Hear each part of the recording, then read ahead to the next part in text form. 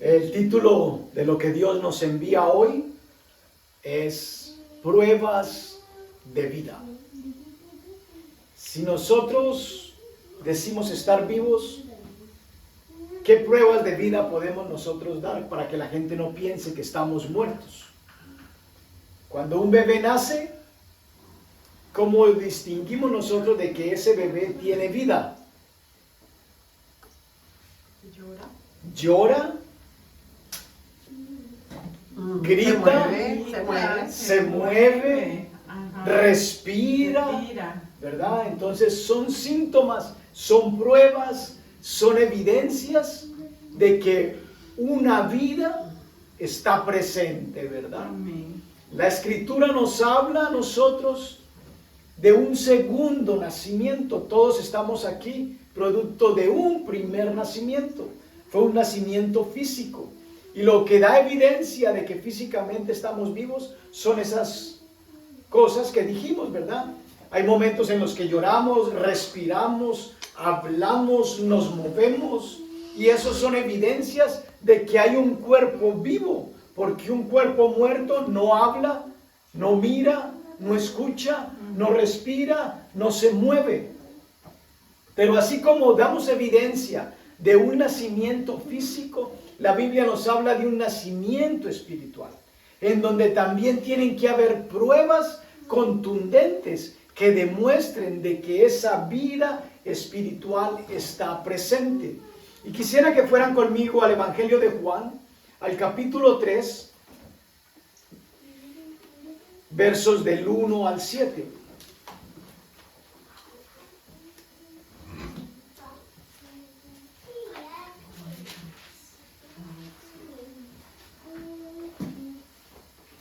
Para los que están asistiendo al discipulado, ese texto ha sido un texto base y fundamental en la enseñanza que estamos llevando a cabo, ¿verdad?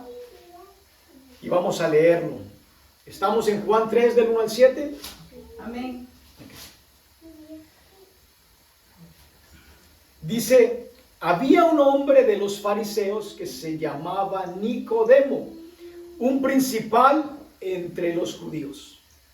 Este vino a Jesús de noche y le dijo, Rabí, sabemos que has venido de Dios como maestro, porque nadie puede hacer estas señales que tú haces si no está Dios con él. Respondió Jesús y le dijo, de cierto te digo, que el que no naciere de nuevo no puede ver el reino de Dios. El que no nazca de nuevo no puede ver el reino de Dios. El nacimiento físico, si se queda solo y no hay un nacimiento espiritual, esa persona no podrá ver el reino de Dios. Verso 4. Nicodemo le dijo, ¿cómo puede un hombre nacer siendo viejo? ¿Puede acaso entrar por segunda vez en el vientre de su madre y nacer? Este hombre automáticamente, al escuchar ese planteamiento de Jesús, dijo, los seres humanos nacen por concepción de un vientre de una mujer. Dice, y entonces si yo tengo que volver a nacer, yo ya viejo me tengo que volver a introducir en el vientre de mi madre, ¿cómo va a ser eso? Y nacer. Verso 5. Respondiendo Jesús, le dijo, de cierto te digo, que el que no naciere de agua y del Espíritu, no puede entrar en el reino de Dios. Hay que nacer nuevamente, primero para ver el reino, y segundo, para entrar al reino. ¿Verdad? Si no nacemos de nuevo, ni podemos ver el reino, ni podemos entrar en el reino. Verso 6. Lo que es nacido de la carne, carne es. Y lo que es nacido del Espíritu, Espíritu es. Verso 7. No te maravilles que te dije, os es necesario nacer de nuevo. Este evangelio nos habla entonces de la necesidad, o este texto en especial, de nacer de nuevo. Pero hay un libro que es la primera epístola de Juan, que a cada persona que Dios me da la oportunidad de compartirle el evangelio, yo le recomiendo que comience leyendo la escritura, por ese libro. Muchas personas recomiendan leer desde el Evangelio de Mateo, pero yo recomiendo que comiencen a leer la palabra desde la primera epístola de Juan. ¿Por qué? Porque es el libro que nos habla del amor de Dios y la razón por la cual hemos nacido de nuevo. Y hoy Dios nos envía el desarrollo de todo el tema basado en esa epístola. Vamos a estar todo el tiempo en esa epístola mirando versículo tras versículo, ¿verdad? Para que podamos entender cuáles son las pruebas de vida que como hijos de Dios debemos de tener y de manifestar. Vayan conmigo a Primera de Juan, capítulo 5, verso del 1 al 5.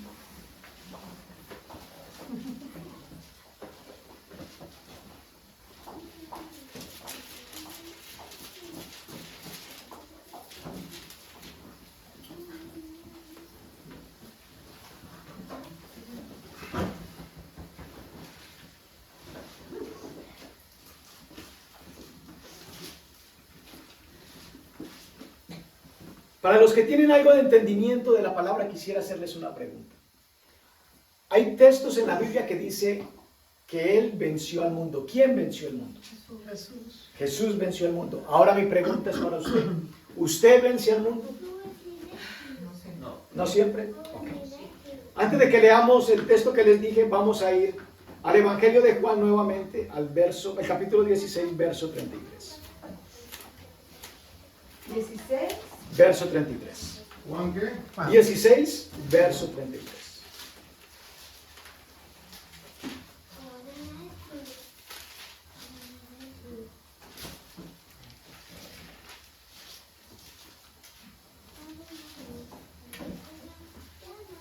Dice el verso 33 del capítulo 16 de Juan, que estas cosas nos fueron habladas, ¿para qué?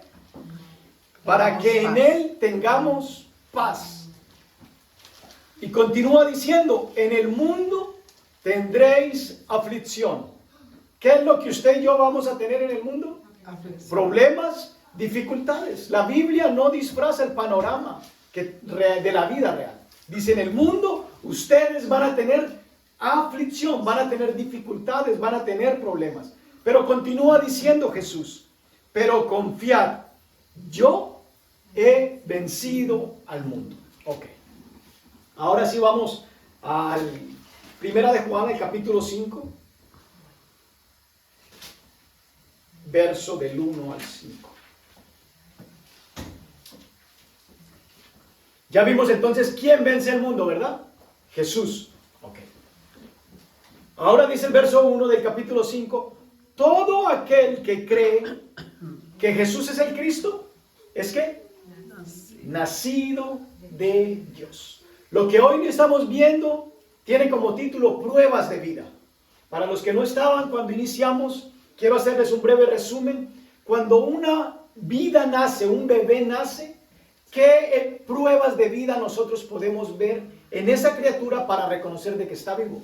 Hablamos de que llora, grita, se mueve, respira. Si no tuviera esas manifestaciones o esas evidencias, tendríamos que decir que lamentablemente el bebé está ¿qué? Muerto. Pero cuando una persona nace tiene que haber evidencia de que hay vida, de que está vivo. Eso hablando del nacimiento físico. Pero la Escritura habla de un segundo nacimiento, ¿verdad? Que nos dice que tenemos que nacer de nuevo primero para ver el reino de Dios y segundo para entrar en el reino de Dios. Si una persona no tiene ese segundo nacimiento, ni puede ver el reino, ni puede entrar en el reino de Dios. Porque tiene que surgir ese nacimiento espiritual. Y cuando una persona nace espiritual, también tiene que haber evidencia de que está viva espiritualmente. Si no tiene evidencias, podemos decir de que esa persona espiritualmente, aunque diga que está viva, si no tiene evidencia, está muerta. ¿Okay? Entonces aquí dice, todo aquel que cree en Jesús, el Cristo, es nacido de Dios. Y todo aquel que ama al que engendró, ama también al que ha sido engendrado por él. Nos habla de que si yo creo en Jesús, yo he nacido de Dios. Pero también no solamente me conformo con mi nacimiento, sino que yo también tengo que amar a todo aquel que Dios ha engendrado. Es lo que dice el texto. En esto conocemos que amamos a los hijos de Dios, cuando amamos a Dios y guardamos sus mandamientos. Pues este es el amor a Dios, que guardemos sus mandamientos. ¿Y cómo son sus mandamientos? ¿Difíciles? No. Dice la Escritura, no son gravosos, son sencillos, son prácticos. Verso 4. Porque todo lo que es nacido de Dios vence al mundo. ¿Qué leímos en Juan 16:33? ¿Quién ha vencido al mundo? Jesús. Pero aquí nos da la otra parte. No solamente Jesús vino y venció al mundo, sino que todo lo que es nacido de Dios, si tiene una evidencia de vida, si hay una prueba de vida, vence también al mundo. Y esta es la victoria que ha vencido al mundo, nuestra fe. ¿Quién es el que vence al mundo? Sino el que cree que Jesús es el Hijo de Dios. En esta primera epístola de Juan, nosotros vemos cómo el apóstol se toma el trabajo de explicarlo. Son solamente 3 páginas esa epístola. Pero él se toma el trabajo de explicarle a aquellos que han nacido de nuevo por qué él escribe estas palabras. Y quisiera compartirles las razones que encontré por las cuales el apóstol Juan escribió esa epístola. Quisiera que fuéramos al capítulo 1, al verso 4. De primera de Juan. Vamos a estar en todo el desarrollo del tema en la primera epístola de Juan. Es un libro bien corto, pero vamos a mirar de allí los versículos que Dios quiere darnos enseñanza en este Capítulo libro. 3. Capítulo 1, verso 4. Vamos a ver cuáles son las razones por las cuales él la escribió. Si por favor alguien me consigue una Biblia y le facilita a alguien en la parte trasera. ¿Estamos en primera de Juan, capítulo 1, verso 4? Sí, Ok, amén. dice, estas cosas os escribimos, ¿para qué? Para que vuestro gozo sea cumplido. Capítulo 2, verso 1. Hijitos míos, estas cosas os escribo, ¿para qué? Que no pequemos. Para que no pequéis. Y si alguno hubiere pecado, abogado tenemos para con el Padre, a Jesucristo el justo. Verso 12. Os escribo a vosotros, hijitos, porque vuestros pecados os han sido perdonados por su nombre. Quiero hacer un paréntesis. El viernes, mientras estábamos en el discipulado, mi hija me preguntaba de cómo es eso, de que si todos los seres humanos nacen con una tendencia pecaminosa o con una conducta caída, ¿cómo es que si un niño muere va al cielo? ¿Verdad? ¿Y por qué no va al infierno si igual es pecado? Porque Dios, que le creó al hombre, le ha dado al hombre algo que se llama voluntad, capacidad de decisión, raciocinio, ¿verdad? Entonces Dios, que es bueno, que es justo, Él sabe que un niño a edad temprana todavía no tiene la capacidad de decidir entre lo que es bueno y lo que es malo, aunque viene ya con una conducta y una naturaleza pecaminosa. Por eso si un bebé muere, ¿a dónde va? Va al cielo, aunque tenga esa conducta pecaminosa, ¿verdad? Porque todavía no tiene la capacidad de discernir entre lo bueno y lo malo.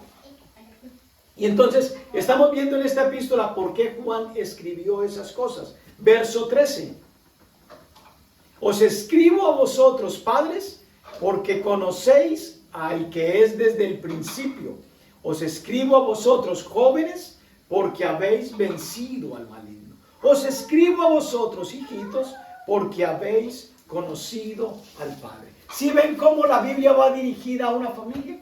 Va dirigida a los niños, va dirigida a los padres, va dirigida a los jóvenes. Amén. Y Juan se toma el detalle y el tiempo de decir, ¿por qué escribo esto? Porque Dios me envió a escribirlo. Verso 21.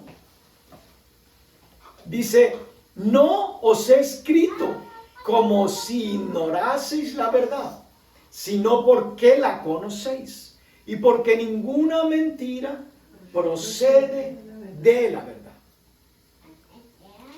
Vamos a saltar ahora al verso 26. Os he escrito esto sobre los que os engañan. ¿Por qué él se tomó el trabajo de escribir? Porque hay gente que engaña. Hay gente que de pronto, si tú no conoces la palabra, te dirá cosas que no están en la palabra. O tomará textos para convertirlos en pretextos, desfigurando el contexto. Entonces es importante de leer, de conocer la palabra. Vamos al capítulo 5, verso 13. Estas cosas os he escrito a vosotros que creéis en el nombre del Hijo de Dios, para que sepáis que tenéis vida eterna y para que creáis en el nombre del Hijo de Dios. Él concluye diciendo, este libro lo escribo para esto, para que ustedes que creen, no es para todo el mundo, porque hay mucha gente que no cree.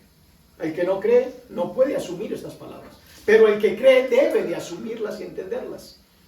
Que creen en el nombre del Hijo de Dios, para que sepáis que tenéis vida eterna y para que creáis que en el nombre del Hijo de Dios. Ese es el propósito por el cual Juan escribió esta epístola. Pero nosotros tenemos que, a través de este consejo, poder de allí tomar la esencia para poder dar pruebas de que espiritualmente estamos vivos. No se trata de decir yo voy a una iglesia X o Y. No se trata de decir yo soy hijo de Dios. Se trata es de dar evidencia de tu linaje, de quién tú eres. Si yo voy y le digo a usted, yo soy hijo del presidente de los Estados Unidos, ¿usted qué va a decir? Es que este es el hijo del presidente de los Estados Unidos. Miren dónde vive. No me van a creer, primero, ¿por qué? Porque él es americano y yo soy, ¿qué? Hispano. No me van a creer, ¿verdad? No tengo evidencia, no tengo pruebas. Pero si yo le muestro a usted una prueba de ADN, que es el mismo ADN que tiene el señor presidente de los Estados Unidos, y es el mismo ADN que yo tengo, usted va a decir, este no se parece en nada, pero sí, resultó hijo, ¿no? De igual manera pasa con Dios. Hay gente que es hija de Dios, pero no parece hija de Dios. Y Dios necesita que nosotros como hijos comencemos a dar evidencia de que sí somos, aunque no nos parezcamos. ¿Verdad? Porque Él nos habla de un nacimiento espiritual. Y quiero entonces compartirles qué pruebas de vida podemos nosotros como hijos de Dios darle a la gente. Que la gente pueda ver en nosotros, realmente este es un hijo de Dios. Regresemos al capítulo 2, verso de 3 al 4.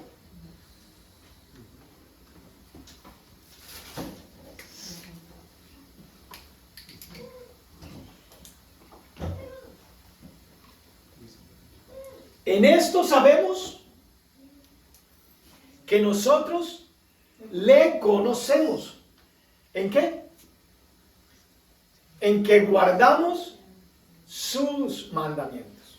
Una prueba de vida, una evidencia de vida de que tú has nacido de nuevo, ¿cuál es? En que conoces y guardas sus mandamientos. Cuando habla de mandamientos, no habla de los 10 mandamientos que Moisés le entregó al pueblo de Israel. Porque si fuera por eso y hacemos una encuesta, probablemente no nos sabemos los 10. Nos sabremos uno, nos sabremos dos, o quizás haya alguien que se sepa los 10. Pero el pueblo de Israel no tuvo únicamente esos 10 mandamientos. Esos 10 mandamientos fueron básicos, pero ellos tuvieron alrededor de unos 600 y algo de preceptos para guardar. ¿Verdad? Entonces, habla de mandamiento como instrucción, de conocer qué es lo que Dios quiere, qué es lo que Dios pide, ¿verdad? Verso 4. El que dice, yo le conozco, y no guarda sus mandamientos, el tal es como una persona honesta. No, es una persona mentirosa y la verdad no está en él. Entonces la primera prueba de vida es que conocemos y guardamos sus mandamientos. La segunda evidencia de vida es de que no somos personas deshonestas, somos personas honestas. Hablamos verdad. Miremos lo que dice el verso 5 y 6. El que guarda su palabra, en este verdaderamente el amor de Dios se ha perfeccionado. Por esto sabemos que estamos en él. El que dice que permanece en él, debe de andar como él anduvo. Entonces, una evidencia, una prueba de que somos hijos de Dios es de que actuamos y caminamos como Jesús andó. Guardamos sus mandamientos, no hablamos mentira y actuamos de acuerdo a lo que la Biblia nos describe que fue el proceder de Cristo cuando estuvo aquí en la tierra. Verso 9. El que dice que está en la luz y aborrece a su hermano, está todavía en tinieblas. La primera evidencia de que tú eres un hijo de Dios es el regalo inmerecido que Dios le ha dado a la humanidad, ¿verdad? Que siendo pecadores, Él se hizo hombre, dejó su trono, dejó su linaje y vino a esta tierra y se hizo hombre como cualquiera de nosotros. Y dice la Escritura en el libro de Colosenses de que Él nos trasladó de un reino de tinieblas a su reino de luz. Admirable. Entonces dice que si nosotros como hijos de Dios decimos que andamos en luz y aborrecemos a nuestro hermano, estamos en tinieblas. Sí. Quiere decir que un hijo de Dios no odia, un hijo de Dios ama. Pero tristemente, dentro del pueblo de Dios, hoy vemos conflictos, aún en las relaciones de pareja. Lo detesto, la odio, lo que me hizo, no lo puedo soportar, no le puedo perdonar. Pero evidencia y prueba de que somos hijos de Dios es que tenemos que andar como Jesús anda. La Biblia muestra en alguna parte que Jesús le guardara rencor a alguien, a pesar de la ofensa, a pesar del dolor, a pesar del maltrato que le hicieron, a pesar de la crucifixión que tuvo que sufrir. La Biblia no relata eso. Dice aún que aún estando en la cruz, ¿cuál fue uno de sus clamores? Padre, perdónanos, porque no saben lo que es. Y a nosotros nos cuesta decirle al Padre, si nuestra esposa nos ofende, perdónala, porque no sabe lo que hace. O la esposa pedirle al Padre, Padre, perdona a mi marido, que no sabe lo que hace. ¿Verdad? ¿No? Y nos llenamos de odio y de resentimiento, pero debemos de dar pruebas de vida. Amén. Tenemos que dar evidencia que hemos nacido de nuevo, porque si no, las damos, nuestro espíritu sigue muerto. No se trata de ir a la iglesia a cantar coritos y levantar las manos y decir aleluya, gloria a Dios. Eso no cambia una vida, eso no cambia el mundo. Lo que cambia una vida, lo que cambia un mundo, es que puedan ver en ti y en mí que realmente nos conocieron antes y ahora dice, ¿qué te pasó? ¿Por qué ya no haces esas cosas? Me llamó la atención esta semana que alguien colocó un aviso en Facebook. Y entonces dice de que un hombre va y le pregunta al pastor. Le dice, pastor, ¿puedo ir a la discoteca? Y el pastor le dice, claro, puedes ir a la discoteca. Pastor, ¿puedo emborracharme? Y el pastor le dice, claro, tú puedes emborracharte. Pastor, ¿yo puedo decir vulgaridades? Claro, tú puedes decir vulgaridades. Pastor, ¿yo puedo tener varias mujeres? Claro, tú puedes tener varias mujeres. Pastor, ¿y entonces qué es lo que me dicen? Que la iglesia me prohíben. ¿Qué es lo que no puedo hacer? Lo que no puedes es entrar al reino de Dios haciendo esas cosas. Pero tú puedes hacer todo lo que tú quieras. ¿Verdad? La Biblia dice, todo me es lícito, pero no todo conviene. Todo me es lícito, pero no todo edifica. Es tu escogencia, es mi escogencia. Tú puedes hacer todo lo que tú quieres. Aún socialmente es permitido que te acuestes, si eres hombre te acuestes con un hombre, y si eres mujer te acuestes con otra mujer. Socialmente es permitido. Entonces, ¿qué es lo que no podemos hacer? Todo lo podemos hacer.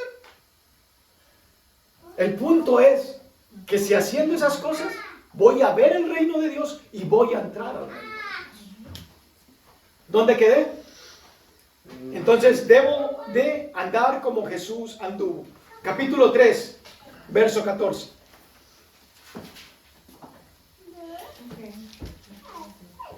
Dice, nosotros sabemos que hemos pasado de muerte a vida. ¿En qué? Amamos a los hermanos. El que no ama a su hermano permanece en muerte.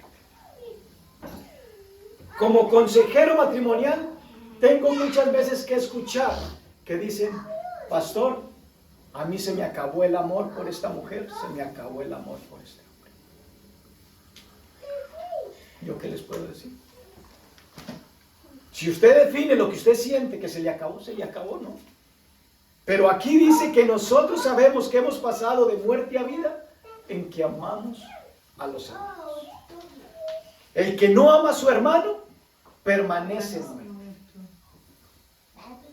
Cada pareja, matrimonio, que son hijos de Dios, tienen una relación mayor que la de ser esposos. La relación mayor es que tienen un grado de consanguinidad espiritual que la Biblia llama que son hermanos. Al cielo no vamos con la esposa. Aunque entremos juntos al cielo, ya en el cielo no va a ser mi esposa, ni yo voy a ser el esposo de ella. Porque el matrimonio solamente tiene validez terrenal. En el cielo entramos como hermanos. Entonces aprovechenlo ahora como esposa y como esposo, porque en el cielo ya van a ser hermanitos. Y los hermanitos no se dan besos. Los hermanitos no se acarician. Entonces aprovechen amarla, besarla, cuidarla y acariciarla ahora. ¿Verdad? Entonces dice, nosotros sabemos que hemos pasado de muerte a vida. Fácil el diagnóstico. ¿Cómo estoy? Yo siento odio por mi jefe. Siento odio por mi vecino. Siento odio por mi esposa. Siento odio por mi esposo. Pasé de vida a muerte. No estoy vivo. No tengo prueba de que estoy vivo. No tengo prueba de que soy un hijo de Dios. No tengo prueba de que voy a heredar el reino de los cielos. Porque estoy muerto. Entonces, si nacimos de nuevo, tienen que haber pruebas de vida. Ve el capítulo 4, verso 7.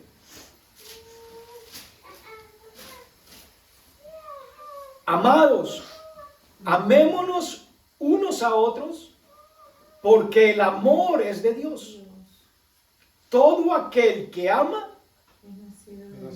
es nacido de Dios y conoce a Dios. ¿Sí ven la diferencia del concepto amor terrenal al concepto de amor de Dios? Dice la Escritura de que el amor todo lo sufre, todo lo cree, todo lo espera, todo lo soporta. Pero cuando usted va al altar, probablemente no le dijeron eso. ¿Usted se va a casar para sufrir? No, nadie se casa para sufrir. Todo el mundo se casa porque anhela tener una vida de placer, de romance, de seguridad, de compañía, ¿verdad? Pero la Escritura dice de que el amor todo lo sufre. Cuando vienen los momentos difíciles, que todo matrimonio los va a vivir, ¿qué va a hacer usted? ¿Va a salir corriendo? ¿Va a salir a conseguirse otra? No. Si se metió en esa relación, asuma con madurez, asuma con responsabilidad y compromiso, y con la ayuda de la palabra de Dios, resuelva el conflicto. Porque todo lo que es nacido de Dios, quedé en el 4:7, ¿no? 7, sí. Dice, todo aquel que ama es nacido de Dios y conoce a Dios. Verso 8. El que no ama, no ha conocido a Dios. Porque Dios es amor. Sencillo. Siento odio, usted no conoce a Dios. No tiene prueba de vida. No tiene evidencia de vida. Si en su corazón hay odio hacia alguien, usted no conoce a Dios. Porque Dios es amor. Verso 20. Si alguno dice, yo amo a Dios, y aborrece a su hermano, es mentiroso. Pues el que no ama a su hermano, a quien ha visto, ¿cómo puede amar a Dios a quien no ha visto? Sencillo, ¿verdad? Y la gente dice, yo amo a Dios, Dios primero, pero yo a mi vecino ni lo perdono y lo odio. Y la Biblia me dice, ¿cómo me amas a mí que no me has visto? Y a tu vecino, que está creado conforme a la imagen mía, no eres capaz de perdonarlo ni de amarlo. Tenemos que dar evidencia, prueba de vida, de que hemos sufrido un segundo nacimiento. Amén. Afuera, los de afuera solamente han nacido una vez físicamente. Se supone que los que estamos dentro del pueblo de Dios hemos sufrido el segundo nacimiento. Así como le dijo a Nicodemo, no te sorprenda de que te diga que es necesario nacer de nuevo. Porque lo que nació de la carne, carne es, pero hay que nacer del Espíritu. Capítulo 2, verso 15. Entonces vimos cómo los cristianos no odian, los cristianos aman.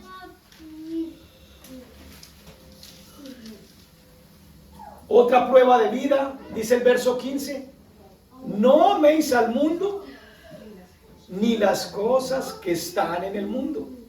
Si alguno ama al mundo, el Padre no está en él. Es fácil. Cada uno de nosotros aquí puede hacer una evaluación. ¿Qué me llama a mí más la atención? Lo que el mundo afuera me ofrece, el placer, las riquezas, todo lo que ofrece el mundo, o a mí me llama la atención conocer el consejo de Dios. Eso es sencillo. Cada uno con un poquito de intelecto puede definir, a mí me llama más la atención estar afuera, ¿verdad? Y si le llama la atención estar afuera es porque no conoce lo que hay adentro. Porque cuando usted tiene dos opciones, usted puede comparar. Pero cuando usted tiene una sola, no puede comparar, ¿verdad? Entonces los de afuera les llama más la atención el mundo porque no conocen lo que está dentro. Por eso es importante de que si usted nació de nuevo, se comprometa con la palabra de Dios. Porque la palabra de Dios nos ofrece mejores estándares de vida. Mucha gente ve la iglesia, mucha gente ve la Biblia como un manual de prohibiciones. Y como le preguntó ese hombre al pastor, yo puedo hacer tal cosa. La Biblia no te prohíbe nada. Yo no sé en qué momento dicen de que la Biblia prohíbe. La Biblia no prohíbe porque tú puedes hacer lo que tú quieras, ¿verdad? La ley natural dice, no se pase el semáforo en rojo. Y muchas veces nos pasamos el semáforo en rojo. Entonces una prohibición no es una limitación, porque aún lo puedo seguir haciendo. No se parquea en doble parking. Y nosotros llegamos, no hay espacio, ahí me parqueo. No se parquea en una pompa, no hay espacio, allí me parqueo. O sea que una prohibición no es una limitación. Podemos seguir haciendo lo que queremos, ¿verdad? Entonces quedé en el verso 23. No, quedaste en el 15. En el verso 15 de la... Si no améis al mundo de las cosas que están. Ok, no améis al mundo, si alguien ama al mundo, el amor del Padre no está en él. Vayamos al 23. Todo aquel que niega al Hijo, tampoco tiene al Padre.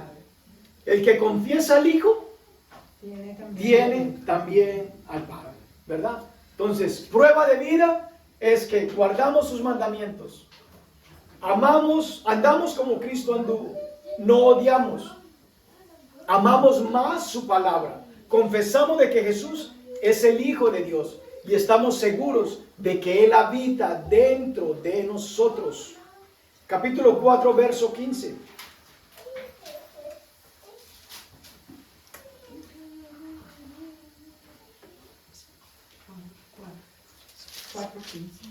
Todo aquel que confiese que Jesús es el Hijo de Dios, Dios permanece en él y él en Dios. Capítulo 5, verso 12.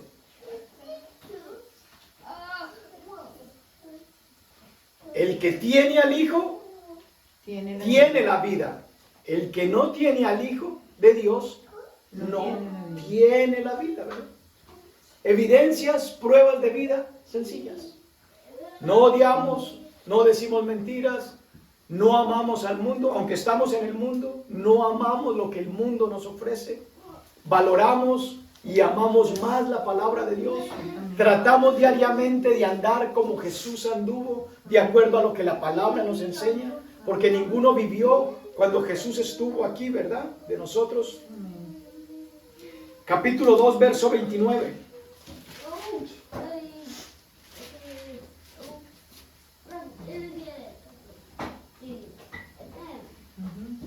Si sabéis que Él es justo, sabed también que todo el que hace justicia es nacido de Él. Entonces, ¿qué practicamos?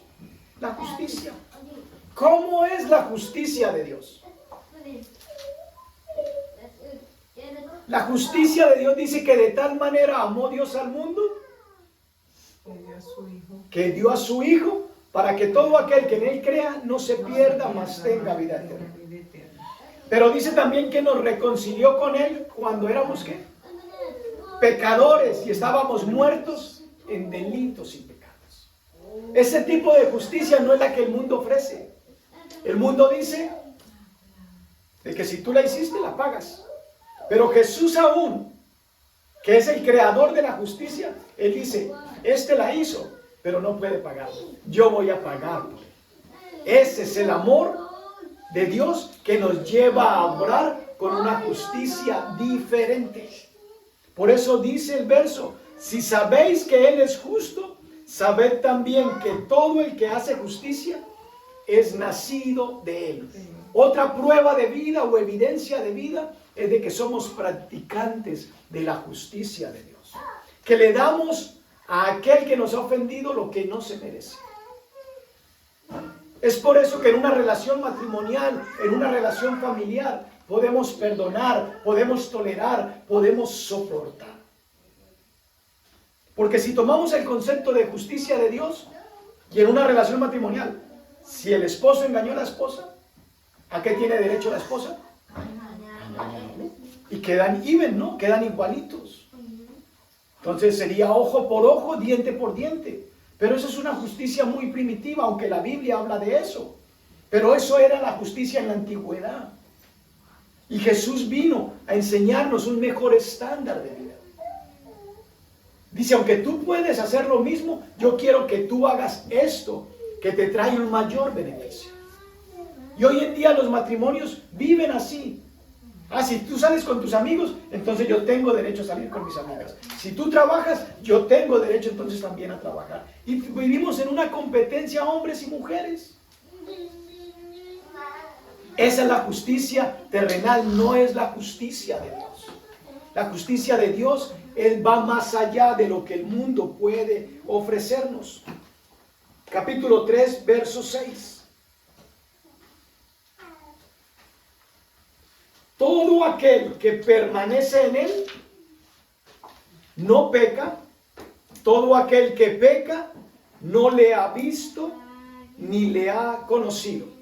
Cuando habla de que no peca, no nos está hablando de una perfección, de que hay los que van a la iglesia no pecan. No, todos pecamos. Los que estamos dentro de la iglesia y fuera de la iglesia somos pecadores. La diferencia ¿cuál es? Que no somos practicantes de pecado. ¿Qué es lo que hace a un futbolista? ¿Que juegue una vez a la semana? Que practica todos los días.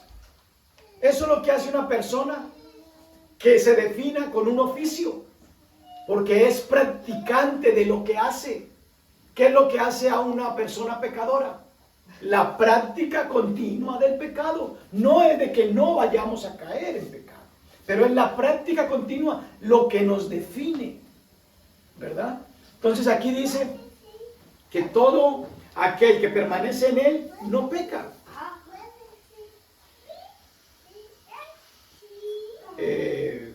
Todo aquel que es nacido de Dios, verso 9, no practica el pecado, porque la simiente de Dios permanece en Él y no puede pecar, porque es nacido de Dios. ¿Sí ven de que una prueba de vida de que nacimos es no practicar el pecado?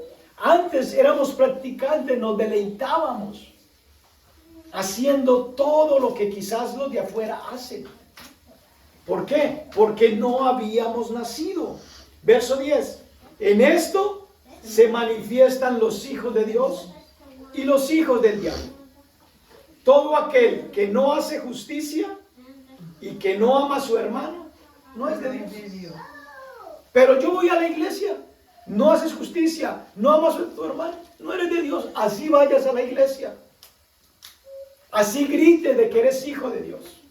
Tiene que haber en ti y en mí evidencia de vida, prueba de vida, de que naciste de nuevo. Capítulo 5, verso 18.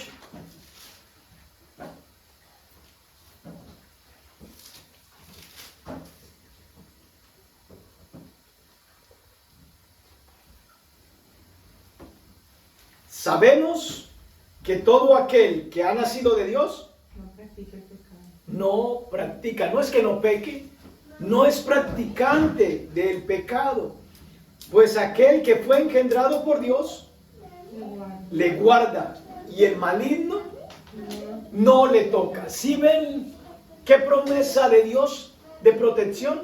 Amén. Cuando tú te esfuerzas por comenzar a dar evidencia de tu nacimiento, uno, no practicas el pecado, practicas la justicia, confiesas a Jesús como el Hijo de Dios, no amas al mundo, andas como Cristo anduvo, guardas sus mandamientos. Y el maligno no le toca. Ver capítulo 3, verso 24.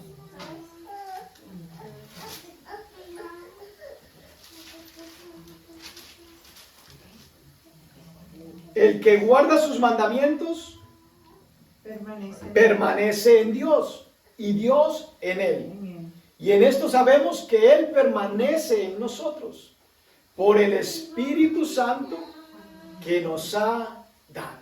El Espíritu Santo, cuando nace de nuevo, viene a morar en tu vida. Capítulo 4, verso 6.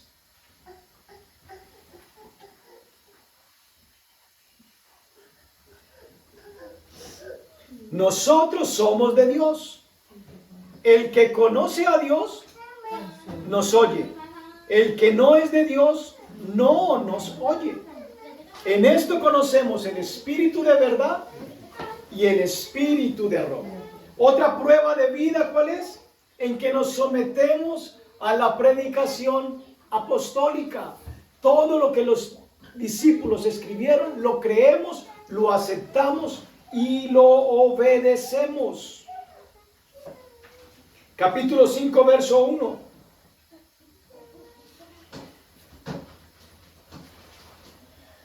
Otra prueba de vida.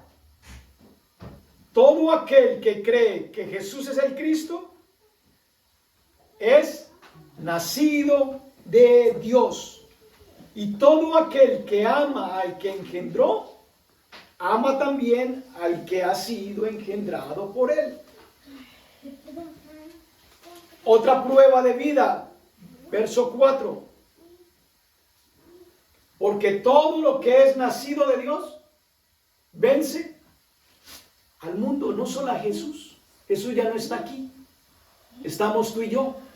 Y Él dice que todo lo que es nacido de Él vence al mundo. Y esta es la victoria que ha vencido al mundo. ¿Cómo es que podemos vencer al mundo? A través de nuestra fe en Jesucristo. Jesús dijo, confiad, yo he vencido al mundo. Van a tener problemas, van a tener dificultades. Pero si se apoyan en mi consejo, entonces ustedes también van a poder hacer lo mismo. Y esta es la victoria que vence al mundo. Nuestra fe.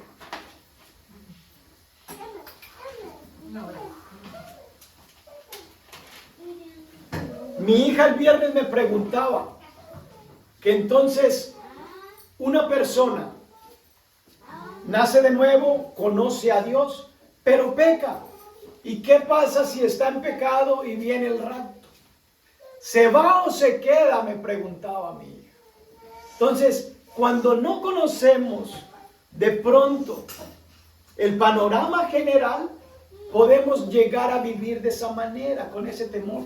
Yo nací de nuevo, soy hijo de Dios, pero el pecado me separa de Dios. ¿Y qué pasa si yo pequé y no me he arrepentido y viene Dios? Me quedé, me perdí. Entonces, eso sería un error. Pensar eso, de que porque no habías confesado un pecado, ya perdiste el valor del sacrificio de Jesús que te otorgó salvación y vida eterna.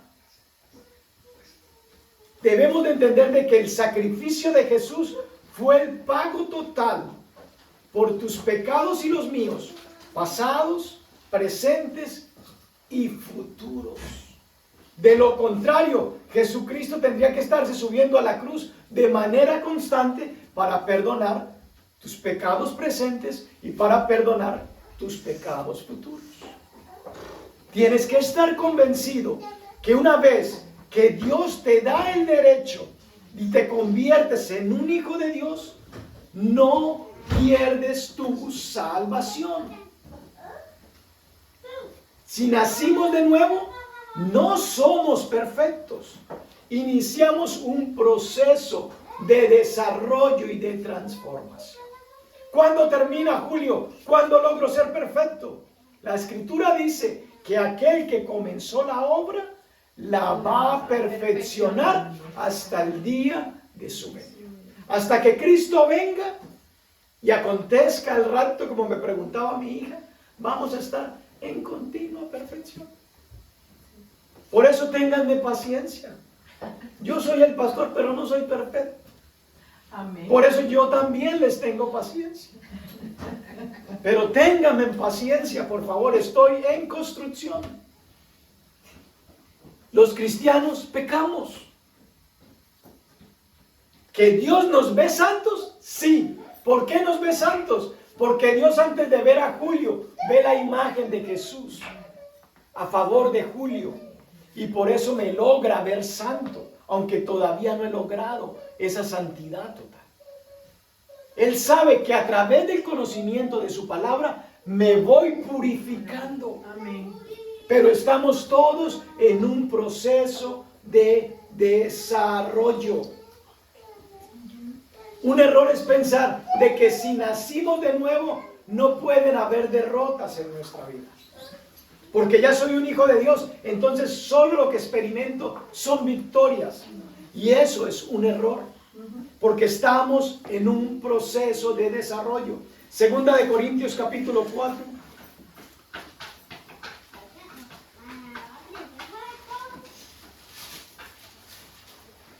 Versos del 7 al 10. 4. Del 7 al 10 de Segunda de Corintios.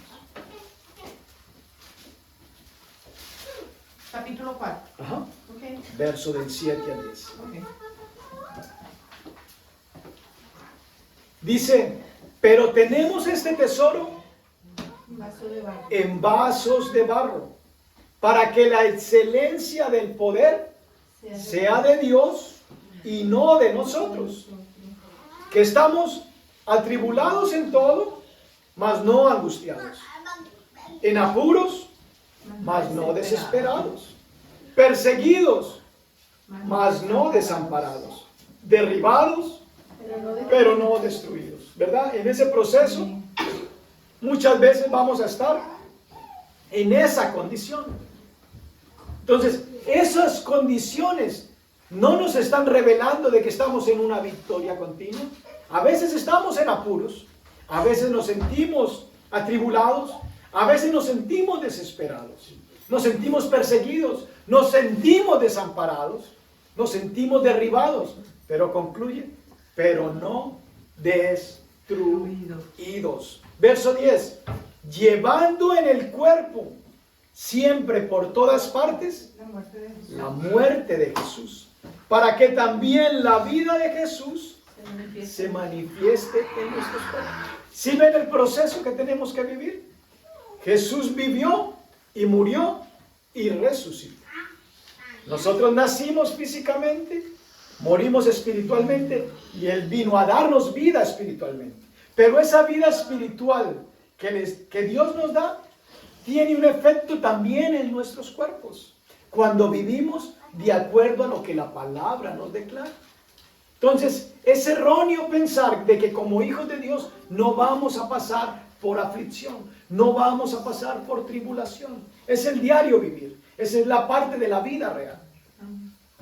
Les he dicho antes de que hay 3 grupos de personas: los que están en problemas, los que están saliendo del problema y los que van a entrar en un problema. Eso es el transcurrir de la vida. ¿Cuál es la ventaja que tenemos tú y yo? De que el que entra a un problema solo, tiene que resolverlo solo.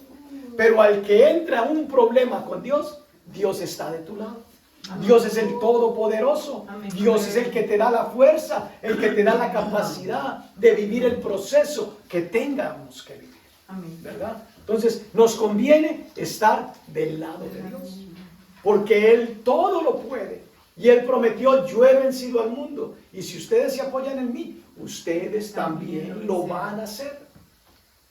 Otro efecto negativo que podría producir es de que nosotros pensamos de que durante nuestra vida cristiana no hay pecado. Y ya lo leímos porque Juan nos lo aclaró.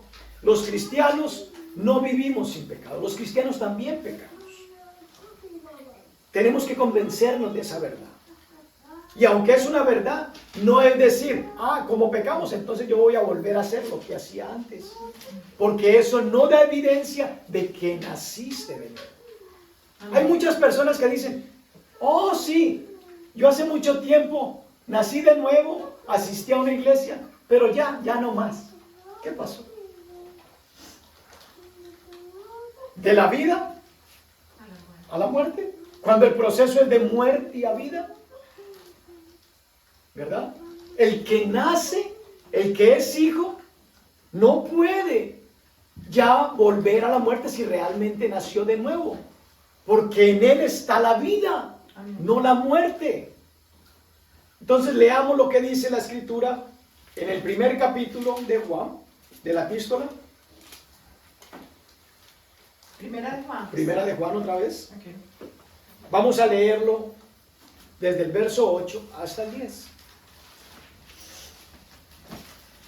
Hay muchas personas, y aún en la actualidad, eso sucedió en el pasado y en la actualidad, personas abandonan la fe, abandonan la iglesia.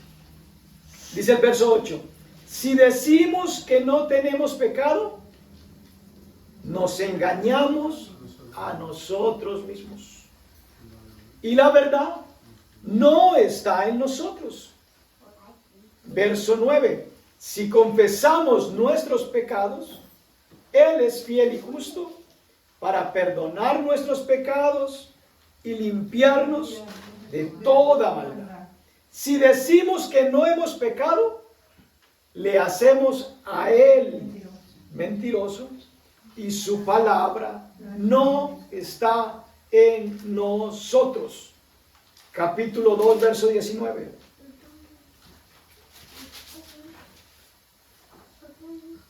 A Jesús lo seguían multitudes.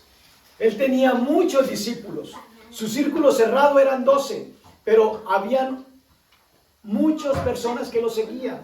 Y hubo un momento en que muchos discípulos dijeron: las demandas que tú haces son muy altas. Y dice de que volvieron atrás y ya no lo seguían. Aquí dicen: salieron de nosotros, pero no eran de nosotros. ¿Sí ven? Aquí en la iglesia podemos estar sentados y creer que todos somos nacidos de nuevo. Pero pueden haber muchos sentados que, aunque parecen, no han nacido de nuevo. Porque la Escritura da testimonio de que salieron de nosotros, pero no eran de nosotros. ¿Por qué entonces tenemos la garantía? Dice: porque si hubiesen sido de nosotros, habrían permanecido con nosotros. A pesar de la dificultad, a pesar de las pruebas, a pesar de la tribulación. Pero salieron para que se manifieste de que no todos son de nosotros. Muchas personas por un tiempo vienen animadas, motivadas. No, sí, ahora sí yo voy a seguir fielmente a Dios y mi vida ha cambiado, ha hecho esto, ha hecho lo otro. Y pasan 2 meses, 3 meses. Se enfriaron. ¿Qué pasó? ¿Qué sucedió? ¿Verdad? Vayamos al capítulo 4, verso 6.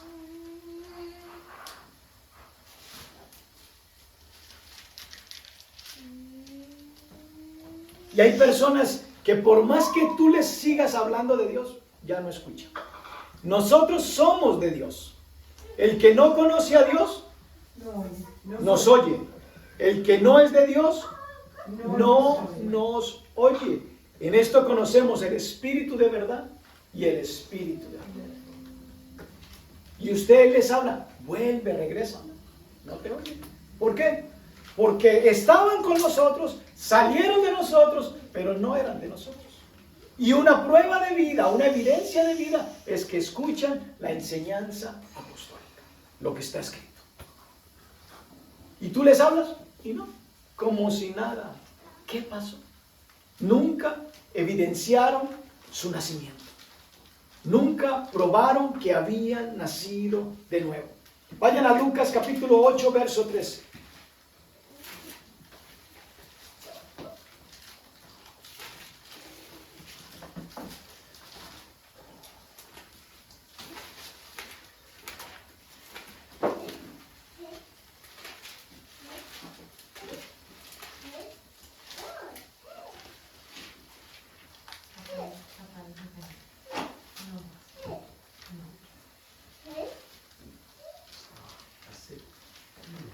Entonces, ellos salieron de nosotros, pero ellos nunca perdieron el nuevo nacimiento. Es que nunca nacieron de nuevo, ¿verdad?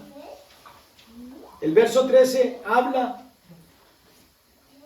de la semilla, ¿verdad? La semilla es la palabra de Dios. Dice el verso 11. Esta es pues la parábola. La semilla es la palabra de Dios.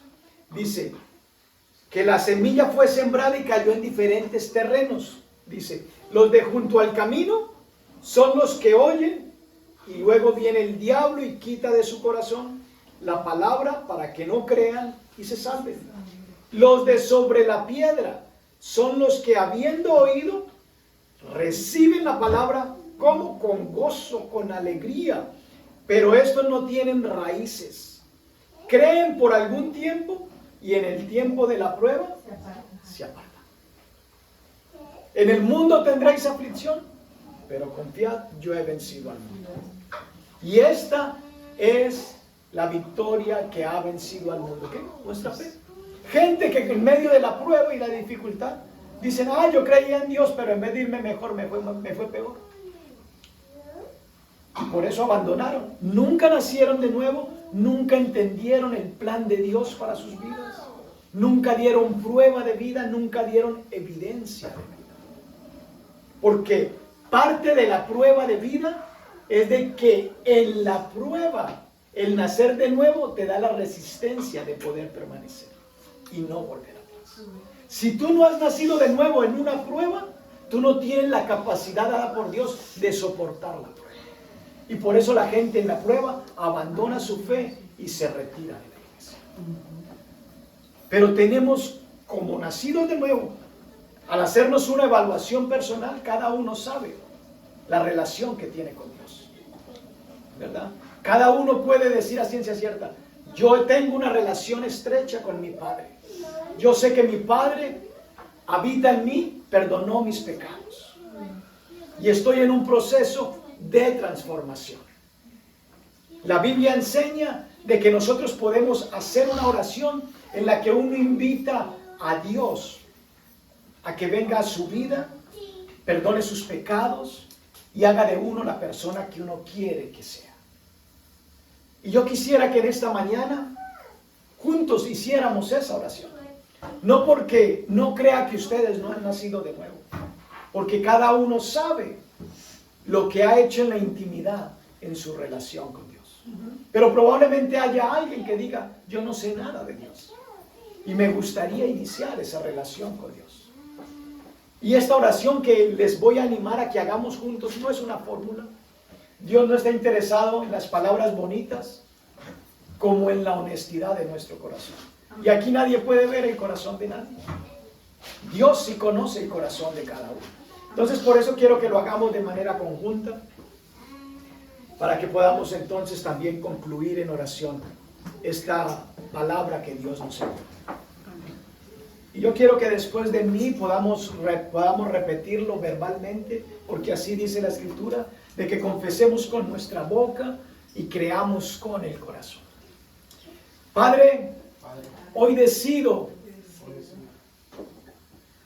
confesar con mi boca que Jesús es el Señor. Que Jesús es el Señor. Y creo en mi corazón Y creo en mi corazón que tú le levantaste de los muertos. que tú le levantaste de los muertos. Señor Jesús, Señor Jesús, tú me dices tú me dices de que si yo hago estas dos cosas, que si yo hago estas dos cosas, voy a recibir un beneficio voy a recibir un beneficio y voy a ser salvo. y voy a ser salvo. Es por eso Es por eso que yo te pido que yo te pido que vengas a mi vida, que vengas a mi vida, perdones mis pecados perdones mis pecados y hagas de mí y hagas de mí la persona la persona que tú quieres que tú quieres que yo sea. que yo sea. En tu nombre En tu nombre, oro al Padre. oro al Padre. Gracias, papá, Gracias, papá, por este tiempo juntos. por este tiempo juntos. Gracias por el poder de tu palabra. Gracias por el poder de tu palabra. Gracias, oh Dios, porque hoy mis ojos han sido abiertos. Gracias, mi Dios, porque hoy mis ojos han sido abiertos. Hoy entiendo, mi Rey,